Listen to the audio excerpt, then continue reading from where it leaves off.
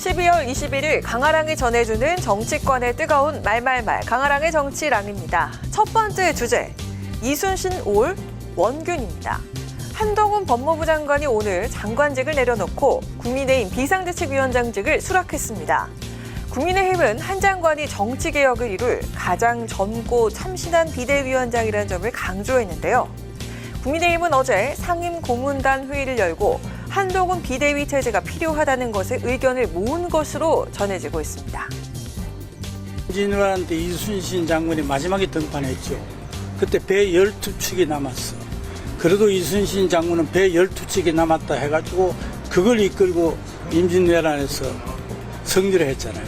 그런 식으로 등판해서 승리로 이끌어 나가야지. 선거가 지고 난 뒤에는 뭐 아껴서 뭘 해. 배 12척을 맡겨보자면서 한 장관을 이순신 장군에 비유한 점이 화제가 되기도 했습니다.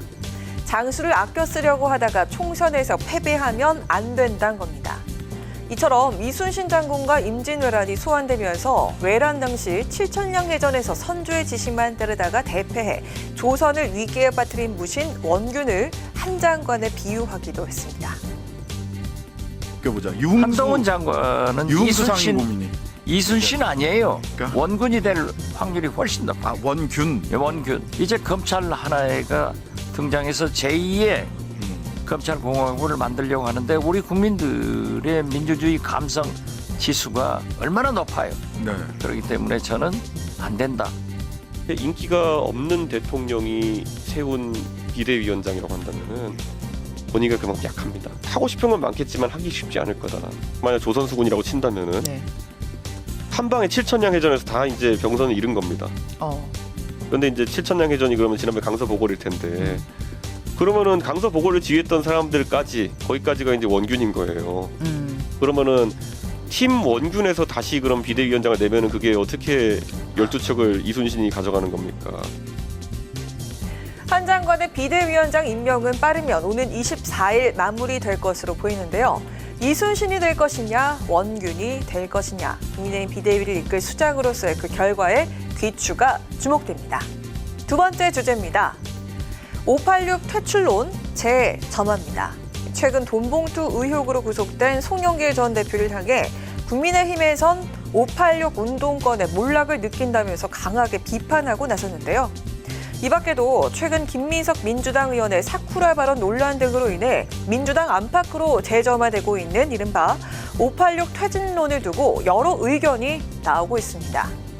586 세대는 80년대 학번을 가진 60년대생의 50대 정치인, 그러니까 80년대 운동권 경력으로 국회의원이 된 이들을 말하는데요. 이대로 계속 가면 886까지 갈 것 같아요. 86세대는 무슨 여의도의 국회의원 뭐 종신제 국회의원입니까 이게?